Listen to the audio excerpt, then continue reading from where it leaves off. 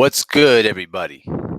It's your boy, Abil Mahari here, with another episode of MehariNation Sports Podcast here. Salute to the entire LDBC. Salute to the entire boxing and basketball community here on YouTube. Real talk, man. Just I feel so heartwarmed today. Um if you just missed it, apparently Mr. Fanon International Boxing saw my video, that my ESPN video explaining about my life. And salute to Fanon International Boxing for his help in a major way. And for all the new subscribers that just recently been subscribed to my channel, welcome to the channel. I just got started with my channel 4 weeks ago. Um, I'm doing weekly weekend live streams at 3 p.m. Central Time, where I discuss boxing and basketball. Those are my two main sports. But once basketball is over, I will also touch into some baseball a little bit, though, too, while still maintaining the base of boxing and mixed martial arts. But you know what I mean? But let me just say this, though, before I get into the topic at hand here, which is going to be the definition of point guards in basketball. What we all witnessed in Fanon International's live stream is genuine love at its best. I mean, this is what the LDBC is all about. It's about togetherness and camaraderie.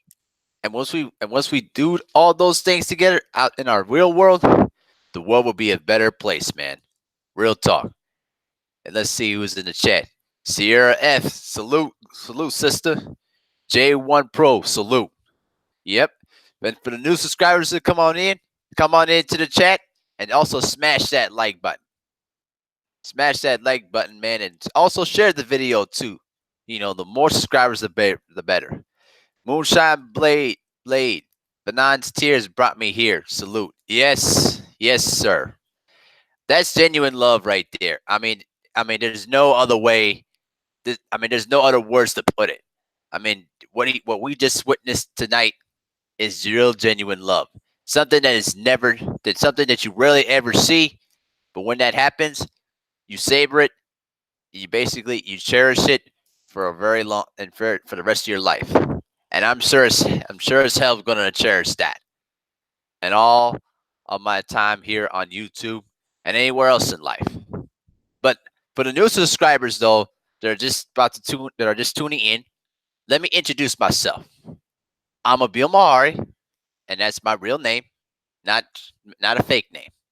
I'm from Minnesota, and also I'm a graduate from the University of Minnesota. And another thing too, I'm a 9-year veteran of Special Olympics basketball. In the state of Minnesota, I hold records in three-point shooting, three-point percentage, makes and attempts, and free throw percentage. Yes, I'm a shooting guard for my position, but in my team, I basically am the do-it-all type player. I handle the rock, I play in the post, whatever position they need me on my team, I'll do it.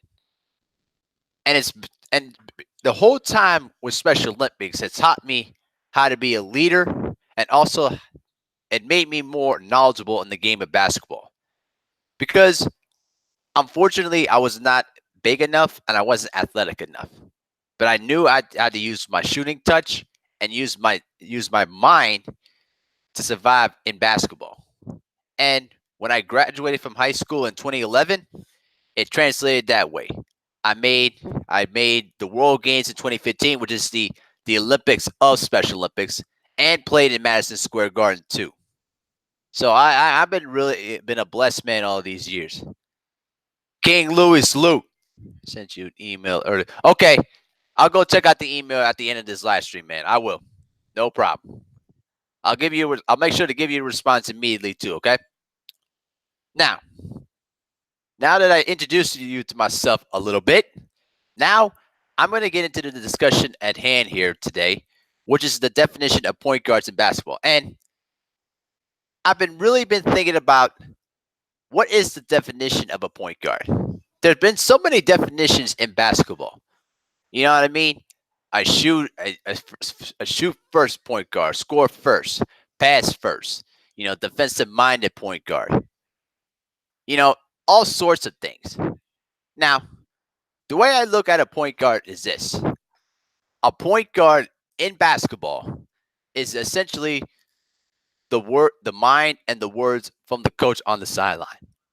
His job is to command an offense to make sure that all four other players on the court are in the right positions at all times.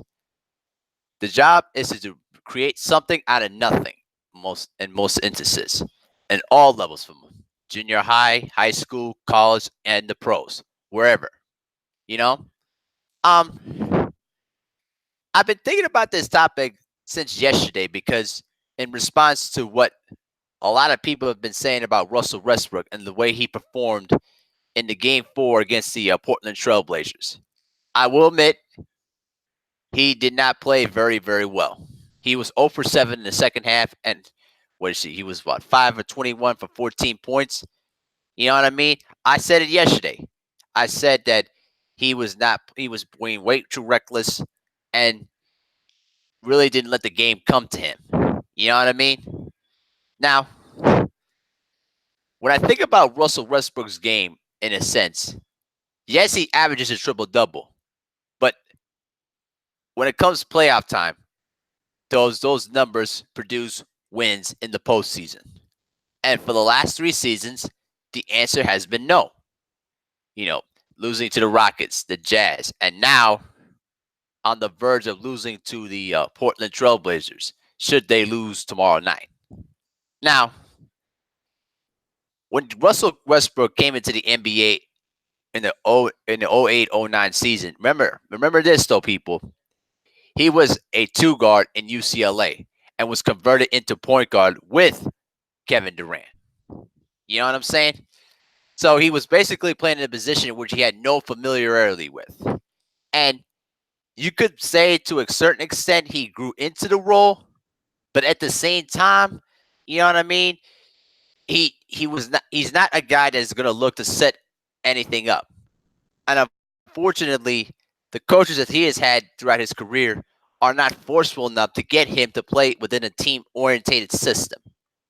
This is why, I hate to break this to you, this is one of the reasons why I believe, in my opinion, Kevin Durant left OKC and went to Golden State, because he felt, in his viewpoint, Russell Westbrook's reckless style and shoot-first mentality was not going to translate to a championship.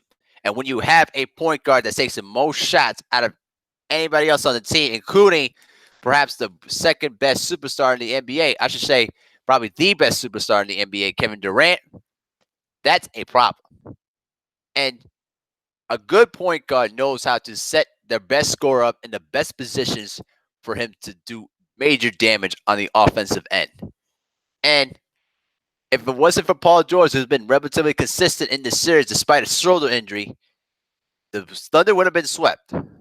Real talk, the Thunder would have been swept. You know what I mean? Lawrence Williams, salute. Yep, Darren Collison was the point guard on that UCLA team with Westbrook. Exactly. Yep. That's what I mean. Russell Westbrook is more of a 2 guard. If I were coaching the Oklahoma City Thunder, let's be honest here, I would have him off the ball and have somebody else bring the ball up the court and set up the offense. But unfortunately, the Thunder do not have a backup point guard. Dennis Schroeder is a decent player, but he's a streaky shooter. But he's not always that consistent. You know what I mean? Scotty Brooks, Billy Donovan, good coaches, but not hard enough to get Russell Westbrook to play with a team-oriented system. This is why Damian Lillard has been outplaying Russell Westbrook in the series in the first round. Nitty G, salute. Yeah, and King Louis, salute. Yes, right. Smash that like button. We got 5 people in there so far. We got 5 likes. Let's keep them lights up. So, back to my point. Russell Westbrook needs to look himself in the mirror and realize his reckless way, his erratic shot selections, his so-called heat check moments is looks good in the regular season, but when it comes down playoff time, those triple double stuff it's not gonna matter. It is not going to matter. You know why? Because the defenses in the playoffs are going to be better, and also they're gonna take away your best spots on the floor for you to be effective. And it's up to you to adjust and rise above those adjustments. If you can't, then you're gonna be left exposed. And unfortunately for Russell Westbrook, to me, he's exposed a lot in the series. P Money, what's good, homie? Niji says salute to the chat. Yes, yes, ma'am. Salute to the chat.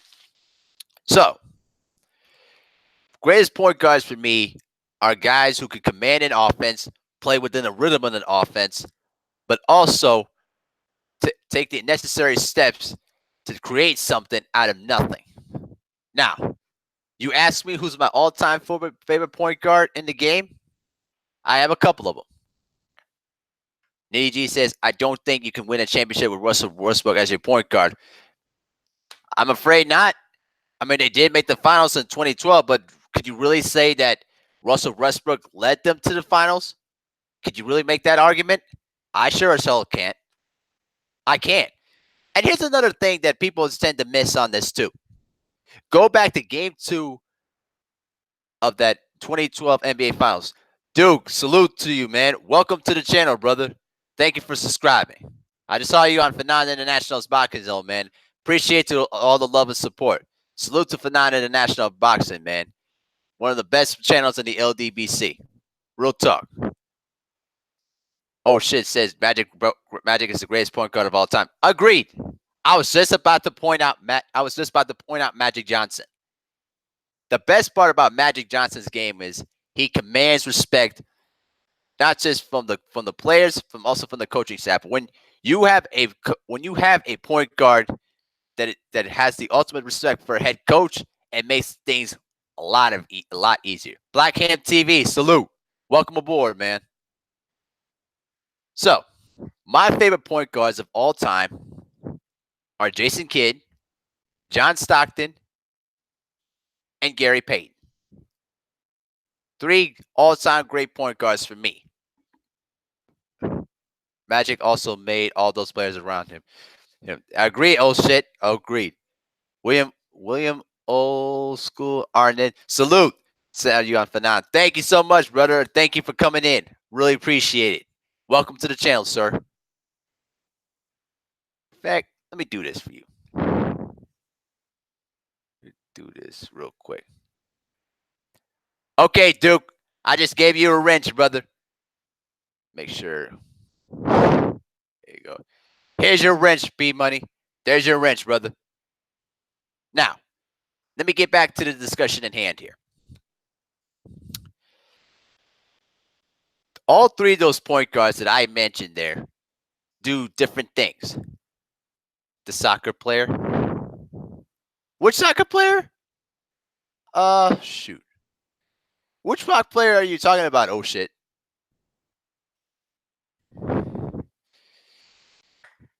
Well, let me know which soccer player are you talking about, man. I don't know. He said he said the soccer player. I'm playing. The goat point guard is Oh, okay. I just saw Black Hand TV, man. You're funny as heck, man. That's right. King Diesel, salute, man. Thank you for coming in. In fact, King Diesel, hey, I've known you for a little while though, man. Let me give you a wrench too. There's your wrench, brother. There you go. Okay. So let me get back to my analysis here. So you the basketball guy. What's wrong with my Pelicans? And do you think it's a coaching problem? You know what, William? Old school. I believe it's more of an organizational problem. I think. What's his name? Alvin Gentry. Yes. Oh, where mine too. All right, King Louie. Here you go. There you go. Okay. Now, let me answer that question, Mr. William Old School. It's more of an organizational problem because I believe that Alvin Gentry is a very good offensive-minded coach. I just think that they've done a poor job of surrounding Anthony Davis. I mean, you had Rondo, you had Drew Holiday, and then you added you you had you had Julius Randle a year ago, and actually no, he was with the Lakers. Never mind. But the thing is this: you had Rondo, you had Drew Holiday, but you've not been able to build something around it. And then you had Eric Gordon previously before he was hurt. So I think what it comes down to it is this: the Pelicans have done a poor job of surrounding Anthony Davis with talent, and now he feels like that he's done what he can. You know what I'm saying? So that is what it is. You know what I mean? So at the end of the day, I think that's more of an organizational problem. They just not been done a good job. But also, the Lakers messed up the opportunity of getting Anthony Davis for cheap. Now the Pelicans could do whatever they want. They could take any deals, any offers, and you could bet that the Celtics are going to do whatever they can. Oh yeah, and we had DeMarcus Cousins. Oh yeah, before he tore his Achilles. Exactly. Yep. Thanks, guys. Appreciate it. How much do you know about Julius Erving, aka Dr. J? Woo! Man, one of the best guards in NBA history, man. Bar none. In fact, he was one of the first guys to sport the afro, but also to endorse the flying acts in the NBA in the ABA before he was transitioned into the NBA. You know, my favorite moment of Dr. J's career is when he did the scoop layup from the baseline in the 1980 finals. I think it was in Game 3, Game 4, I believe. He basically drove baseline, took the ball on one hand, scoop it underneath the basket, underneath over two defenders. I mean, unbelievable. I never seen that kind of move in my life. You know what I mean? So I I mean, Dr. J, I think one of the best players of all time, and I'm so happy that he was able to win a championship in 1983. Having Moses Malone was a final piece to that puzzle, and they only lost one playoff game than that whole 83 run to the championship. Real talk. B Money says that letting Boogie and Rondo go in free agency was a terrible move by the Pelicans. Exactly. I totally agree. That was a really bad move on their part. You let go two of your top key players there, but also you got to consider that DeMarcus also injured his Achilles though, bro. So, and William Old School, I don't know what you think about Pistol Pete Maravich. One of my favorite players. You know what? There was a video that I saw one time that he spanned the ball for about an hour and a half, something like that, in front of a group of people in Louisiana. I mean, the guy was perhaps the first guy to show the flare, but had unbelievable touch. Mr. Boxer today, what's going on, brother? I saw you at the Final Four a couple weeks ago, man. It's very nice to meet you, sir. Moses 444. That's right. 444. He was the last missing piece of that championship team. You know what I mean?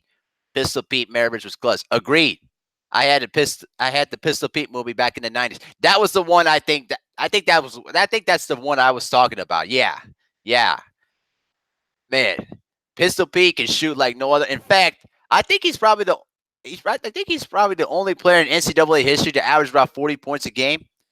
Let me check it out real quick. I'm gonna check out his stat just a real quick second there. Make sure to get those stats correctly there. All right, NCAA records. Oh yeah, so his career he averaged about 44 points a game with no 3-point line.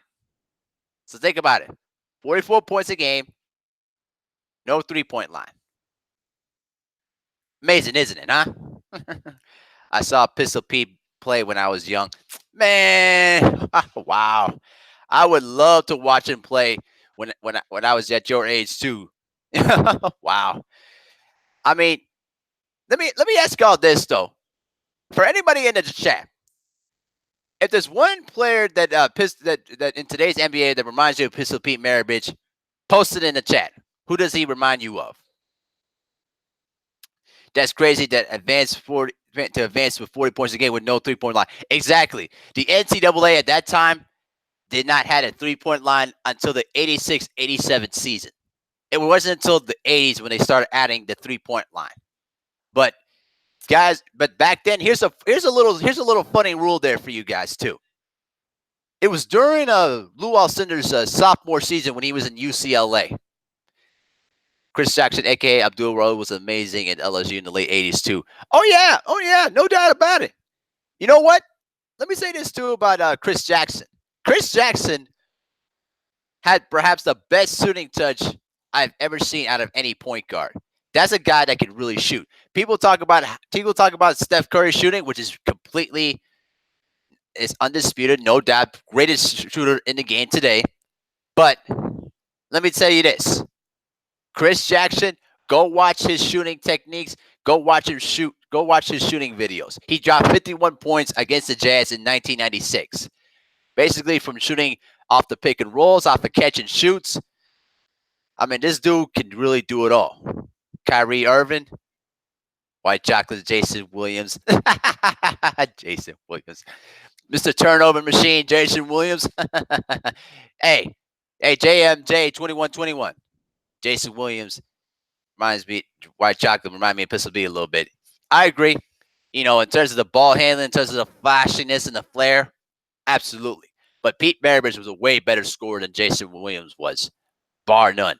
And Jason Williams, unfortunately, was more turnover prone. You know what I mean? He would make certain moves or certain behind-the-back passes, but, he would make bad decisions. And that's why during playoff games against the Lakers, Rick Adelman would sit him out the entire fourth quarter and put either Bobby Jackson or before Telly Delk in there to close out a game. Mr. Boxing Today says Jackson had one of the quickest shots I ever seen. Agreed. Perhaps a little bit more quicker than Curry's. Curry's shot is very quick and very accurate. But go watch some Chris Jackson, a.k.a. Mahmoud Abdul-Rauf tapes, and ask yourself that question, who had the better release? Duke said that Dennis Johnson was a mean guard too. Agreed. So let me get back to my point about the guard thing. My point is this. The three guys of Stockton, Peyton, and Kidd, both of them, 6'1" to like 6'4" type guards. Stockton was 6'1", Gary was 6'4", and I think Jason Kidd was about 6'3", 6'5", I believe. But the thing is this. All three of these guys knew how to command an offense, but knew when to take it over when it was necessary. You know what I mean? And so on and so forth. All three of those guys that are my favorite point guards knew when to turn it on when it was needed, but they always stuck by to what their system was and never changed anything outside of their norm. That's what makes a really good point guard to a great point guard. And unfortunately for Russell Westbrook, despite averaging a triple-double for 3 straight seasons and winning MVP off of that, to me, he still has not grasped the understanding of what a point guard needs to do. That's why Damian Lillard has been able to outperform him in the first round series, and that's a fact. Isaiah Thomas was a dog. You know what? My favorite Isaiah Thomas moment there, Mr. Duke, is when he fought against Bill Cartwright. I think it was in 88, 89, I believe. Oh, yeah, because the game previously of that year, Bill Cartwright gave Isaiah Thomas an elbow to the eyebrow, which caused him to have a bloody gash on the top of his eye. Then the next time they met again, Bill Cartwright was getting physical with Isaiah, and then they started tomahawking each other, though, all fighting and stuff like that. That was really good stuff. That Detroit and Chicago's rivalry was one of the best rivalries, basically one of my favorite personal rivalries, because it was one-sided until the Bulls figured themselves out. You know what I'm saying? Love it, love it, love it. P-Money says he's playing in the Big Three right now and still has game. Agreed, bro. I mean, just because you don't have your athleticism anymore doesn't mean you still can't shoot. Chris Jackson looked like Curry before Curry might be his daddy. Karl Malone put a 9 on Zeke says too. You know what? How does 27 stitches to be exact? Wait a minute. How old are you, man? Oh, I'm 26 years old, sir.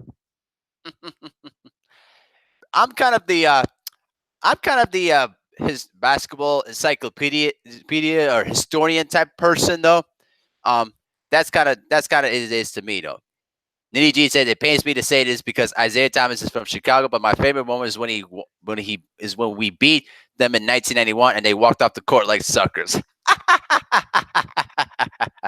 Classic, so classic, so classic. But I tell you this though, the one thing I disliked from it too though is that unfortunately that walk off the court costed Isaiah Thomas a shot at that dream team because you can't tell me that John Stockton is basically you cannot tell me that John Stockton deserved to be on that dream team over Isaiah Thomas. Would you agree with that, Nitty G? I'm sure you do. Yeah. I really hope that Ice Cube and LL Cool J can get those sports networks so they can push the Big Three better. But he was doing work in the Big Three, and I love that league. Oh yeah. You know what? I actually didn't like the Big Three when it first started. But then after watching a couple of games, I really like the competition that is in there too.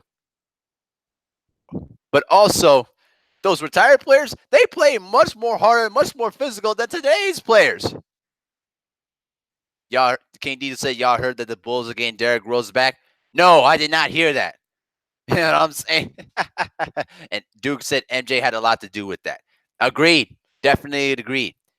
JMJ 2021 says smash the like button for Bill Maher. Yes. Yes. Please smash that like button. We got 10 people in the building. We got 14 likes. Let's keep them likes up. William Old School Arnett said that the young man Steph Curry and the way he shoots and handles the ball kind of reminds me of the Pistol B. I agree. I definitely agree. I definitely agree with that because they both handle the rock very well. In fact, let me tell you a little something. Mr. Boxing today too says that Zeke deserved it over Isaiah. Oh, you meant Stockton. Okay, you meant Stockton. Yep. Wilkins should have been there or two over Leighton, regardless of one player. And you know what? I'll tell you this though. I'll tell you another player that should have never been in the Dream Team. One, Chris Mullin. With due respect to Chris Mullin, underrated player, but you can't tell me that you can't tell me that Dominique Wilkins is better than you cannot tell me that Chris Mullin is way better than Dominique Wilkins. Please. You know what I'm saying? And on the college player thing, I would have preferred Shaquille O'Neal over Christian Laettner. But I could understand why they picked him because Christian Laettner was the National Player of the Year. He made it to 4 Final Fours and won 2 national championships. But you can't tell me that Shaquille O'Neal was going to be the better player down the line. Can you imagine if having a young rookie Shaquille O'Neal on that dream team? KO, what's up, brother? Thank you for coming in, man. P Money says, facts, Mullins was cold, but he shouldn't have been on that team over Wilkins. Agreed. And King Louis said Dominique was a beast. Agreed. That's what I'm saying. I don't understand why Dominique was not in that team. In fact, run CMB. Run CMB. Run CMB. What's CMB there, King Diesel? Explain that a little bit further, though. But anyway, let me get back to my point on the dream team. I would put in Dominique. I would also put in Shaq. Yeah, basically those two players. But who else deserved it also there too? Oh yeah, Olajuwon. I would put Olajuwon over Patrick Ewing. Honestly, yeah, that's what I would do. Donald Williams was in the final was the Final Four MVP, but didn't make it to the NBA. Agreed.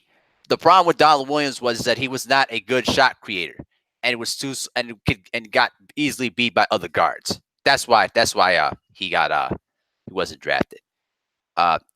King Louis said, "Picture MJ and Dominique together in their prime." Can you imagine the kind of damage that they could do in the international stage?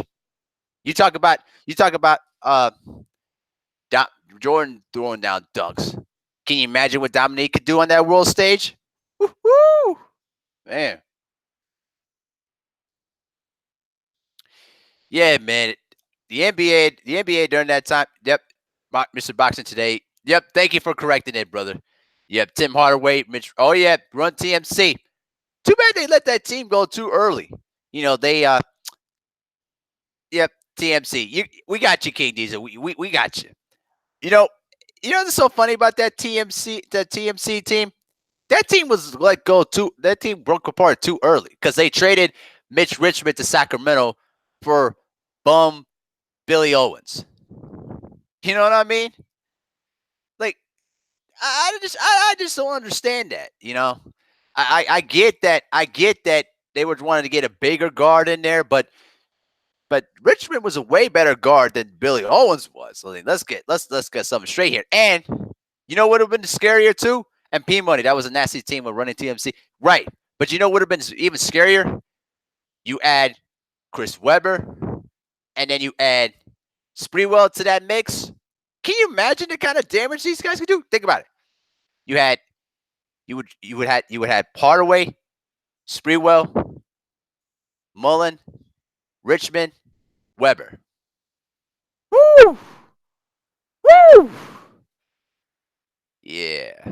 Can you imagine the kind of damage they would do? Man. I mean, the possibilities are endless with the Warriors team, but salute to the Warriors, though. They deserve all this time. They were cursed with so many bad draft picks, trades, you name it, bro. They deserve it. Nitty D said, remember when Jordan and Pippen locked up Kukoc in the Olympics the same year? You know what? Do you also remember the side story about what Jerry Cross signing Tony Kukoc, saying that he was going to be the best player of the team? They just saw Jerry Krause in Tony Kukoc's face. That was funny as hell. Yeah, that would have been a tough team to score on right there. Agreed. I agree. William Old School says, what do you think of the Pelicans getting rid of Dell Demps and pick up that guy who used to be with the Cleveland Cavaliers? Interesting move, though, to say the least, though. Very interesting move. I'm just going to, I think they just need to wait and see how that unfolds, though. Owens was viewed to be the next superstar coming out of Syracuse. I would say a bit, though, but honestly, I never saw Billy Owens as a superstar quality player, though. I just never thought of that. Could have had Patrick Ewing to the Warriors, Bill. I know. Could have had Patrick Ewing. You know what? Imagine having that all that offensive power for the Knicks. I'm sure they would give the Bulls a run for the money and possibly beaten the Bulls and probably gotten 1 or 2 rings out of the 90s. I mean, the Knicks didn't put enough offensive firepower around Patrick Ewing. You know what I mean? John Starks was inconsistent. He was a streaky shooter. Charles Smith was always scared in big moments and always gets punked around.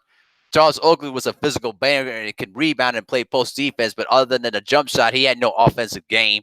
And then their point guards, I mean, Derek Carver was a streaky shooter, but it's not always reliable at times. And then you had your bench of Hubert Davis, who could shoot the long ball, but had no defense. Greg Anthony was a bad shooter. I mean, hey, I give the Knicks credit for building a really good team during that stretch, but, they just ran into 3 great players. Reggie Miller of Indiana, Hakeem Olajuwon, and Michael Jordan. King Louis said, pitcher Tim Duncan and T-Mac in Orlando. You know what? That was supposed to happen during that offseason. In fact, Duncan was actually this close to signing with the Magic. But you want to know what happened? Doc Rivers said that, we can't allow your family to travel on the team flight with us. Changed his mind, re-signed back with San Antonio. Can you imagine Grant Hill, Tim Duncan, and Tracy McGrady all together on one team? One team. They would have beaten the Lakers, or at least give the Lakers a run for their money. They would have beaten the Sixers, they would have beaten the Raptors, and beaten the Bucks.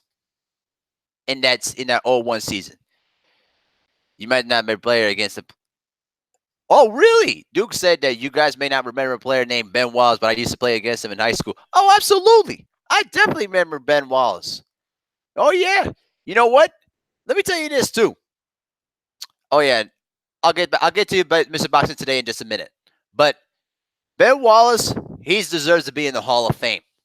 A multi-time Defensive Player of the Year. And for a guy who didn't even came out of a major college to sneaker into the NBA as an undrafted player to become one of the best defenders in the game, best on-ball defender as a post player, and a best weak side shot blocker, and the guy who knew how to guard Shaquille O'Neal.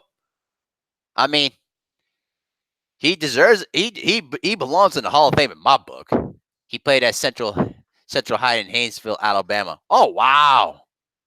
Yeah, wow, that must have been a thrill to play against one of the best defenders in the game. Mr. Boxing today said that Anthony was a solid defender, rebounder, and a streaky scorer. He also had he was an alternate ball handler to give the point guards relief. Agreed. I really think that Anthony Mason really cherished much more better in Charlotte than when he was in New York. He did win the Sixth Man of the Year award in 1995. You know what I'm saying? But I think he was much more better as a starter than he was off the bench. Because when he was a starter, he could do more and could feel the game out a bit better. Vicious 2162, respect. Thank you for coming in, though, bro. Appreciate you coming in. You know what I mean? But before I end the live stream, though, too, Jason Kidd and I got them early finals. I agree. Especially if you had that trio there in Orlando. Forget it, man. Forget about it. Okay. Now I'm going to get into my countdown for the greatest first round series of all time. At 10, I had the Celtics and the Bulls in the 2009 playoffs. And then yesterday, I also added the Spurs and the Clippers series of 2015 and the 93 series between the Lakers and the Suns at both at number 9 and number 8, respectively.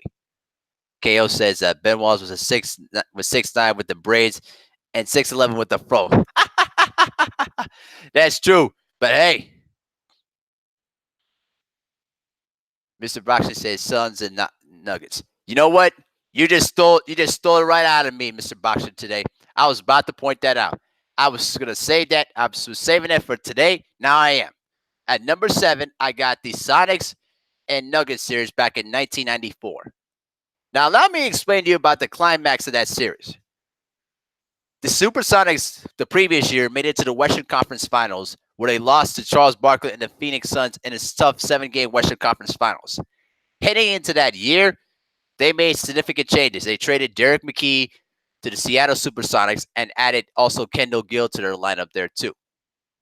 So, heading into that year, they went on to have a very successful regular season. They won 64 regular season games and were the undisputed favorites to come out of the Western Conference, besides the Houston Rockets, led by the eventual MVP Hakeem Olajuwon.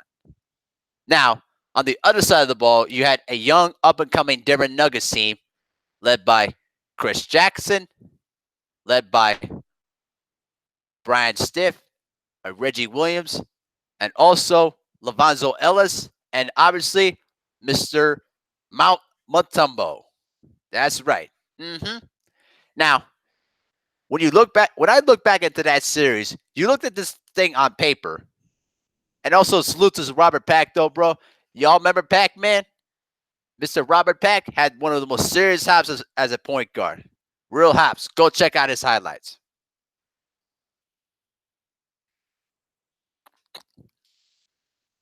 So, heading into that series, most of the experts predicted that the Sonics were going to sweep the Nuggets and make this easy work.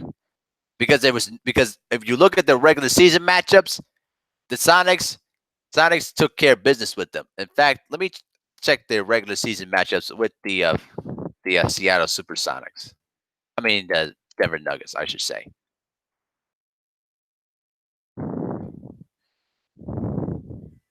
Okay, so yeah, they basically took 3 of those regular season matchups against the Denver Nuggets. So heading into that series, you know, there was a perception that they should have swept the Sonics, and it looked that way.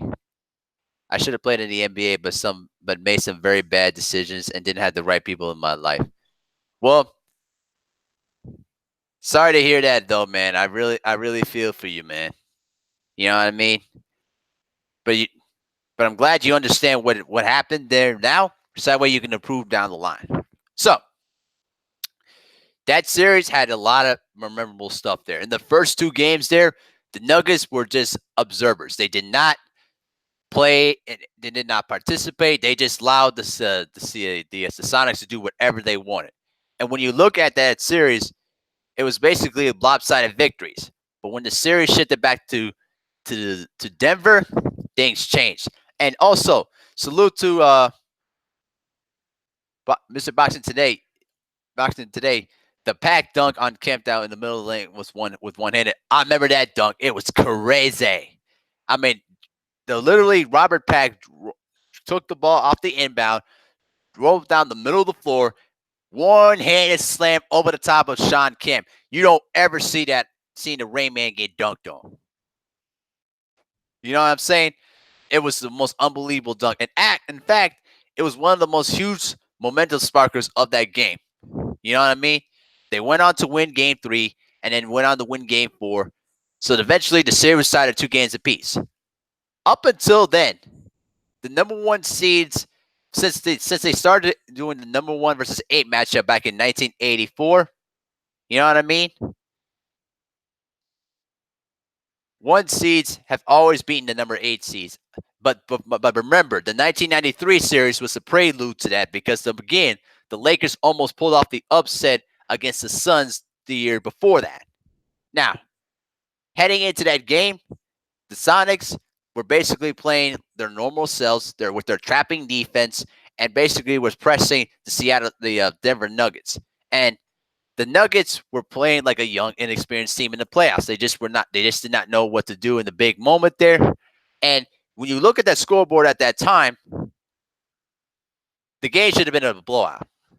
But they allowed the Nuggets to stay in the ball game. When you allow a young team any glimpse of confidence, you know what I mean?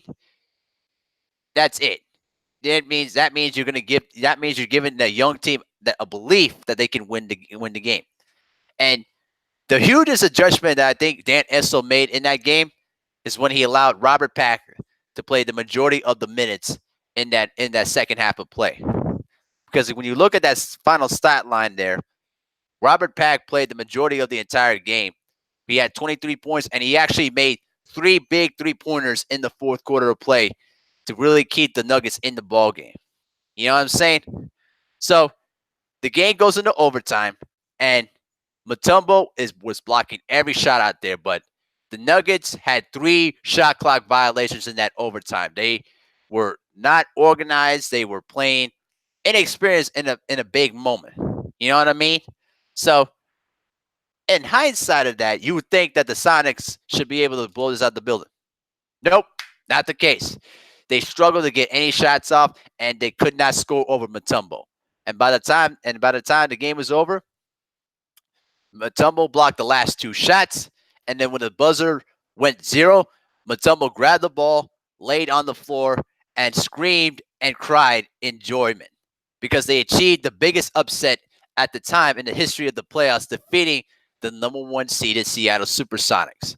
It was the first time in NBA history that a number one seed has lost to the 8th seed in the playoffs. Never happened. And unfortunately for the Sonics, it was the first of 2 heartbreaking defeats in the first round because the next year they went on to lose to the Lakers in 4 games in the first round too. You know what I mean? Clifton Brunson said Butterbox had bunnies too. Oh yeah, Robert Pack has serious hops, monster hops. You know what I'm saying?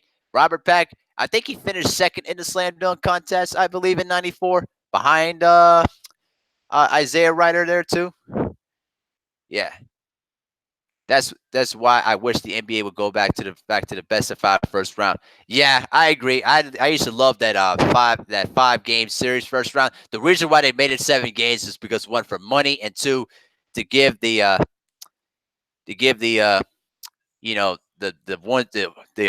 top seeds an advantage for them to get 1 extra home game in there.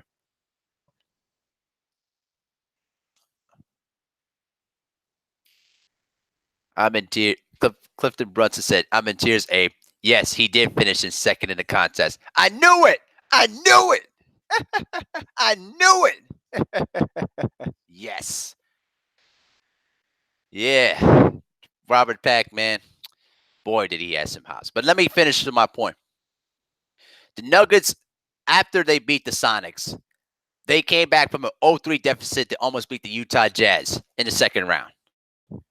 Nearly pulled it off and nearly made it to the Western Conference Finals. But they went on to lose the Game 7 at the Delta Center. But you cannot forget how those two guys made a huge impact. Rodney Rogers, Lavonzo Ellis, Abdul Rauf, Brian Stiff, Reggie Williams, Brian Williams, and Dikembe Mutombo. All of them made a huge impact for the Nuggets team there. But unfortunately, they weren't able to keep the team together. And then eventually, Dikembe Mutombo left as a free agent after the '96 season, and the team broke apart from there. And they went into a series of dark years until Carmelo Anthony was drafted. But for the Seattle Supersonics, they would eventually make the finals in 1996. But that team, too, was also broken apart as well, because they traded away Sean Kemp in 97, and then they let George Karl go in 98. And then the team went downhill from there. Way too early, than my ad. But you cannot dismiss the fact that series changed the fortunes of both those teams in different directions. You know what I'm saying? If the Nuggets would have continued to develop that team and develop that core, I think they would have been a very good playoff team in the Western Conference. But it just never materialized, and that's just how basketball works. Now to number 6 on my countdown list. At number six for me, I'm going to go with a lot of first round series that are very competitive.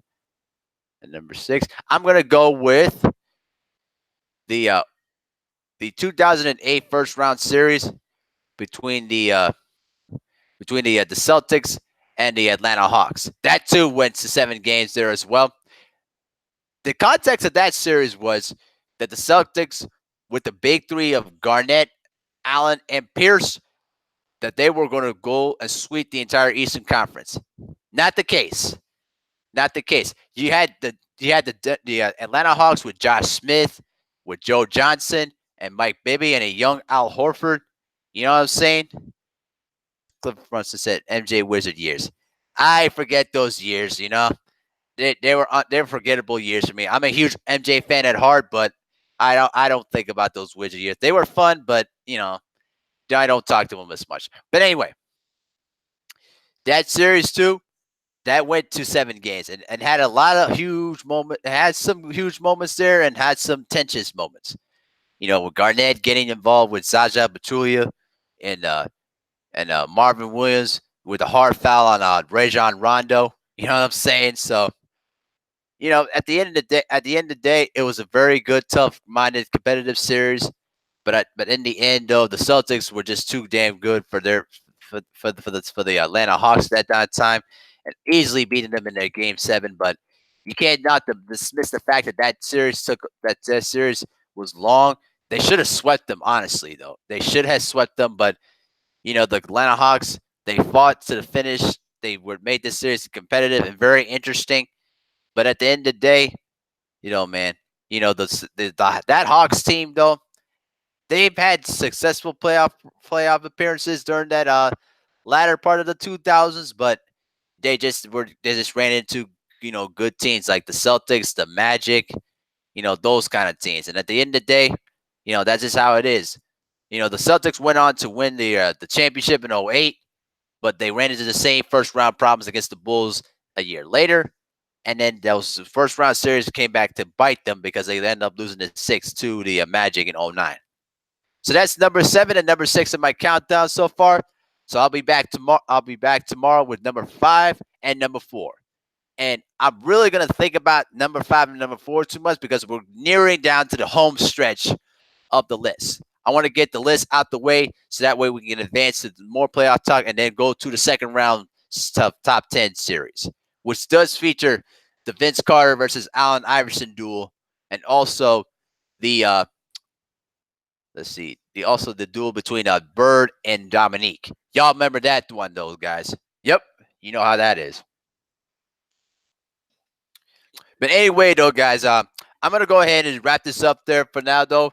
I want to thank all the new people who subscribed to me, though, man. Thank y'all to KO Smith. KO said, "What happened to Josh Smith?" You know what?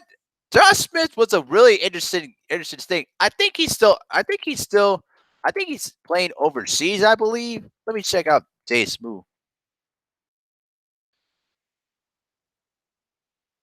Yeah, I don't know. He has not played any basketball since. I don't know what happened. I thought he was playing overseas. But anyway, but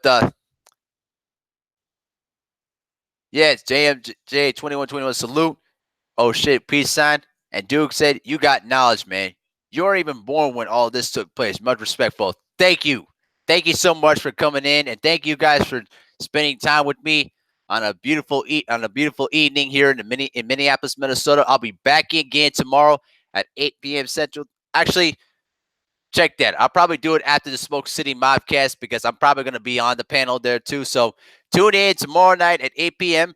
for the 8 p.m. Central Time for the Smoke City Mobcast. I will be there. You know what I'm saying? Gonna go ahead and chop it up some more boxing stuff and get this thing jumping. I'll probably go live after the Smoke City Mobcast, but we'll see what happens still. But thank y'all for tuning in, and also share this video, share the content with everybody on your social media platforms, and keep smashing that like button. The more likes, the better. You know, the more engagement we can get there, the better. He took it down the memory lane. Thanks, Duke. I appreciate it. And also, much respect, much love to Fanon International Boxing. You know, you guys were great in the chat. You guys gave a lot of good questions. You guys got a lot of good talking points. You guys were really engaged with me, and I really appreciate that. Let's keep it going. Keep keep sharing the live stream to everybody, and let's try to get to subscribers up. Right now, currently I'm at 193 subscribers, so we're about 7 subscribers away from 200 subscribers. People with wrenches, share this video, share this channel to everybody, and let's keep the engagement going.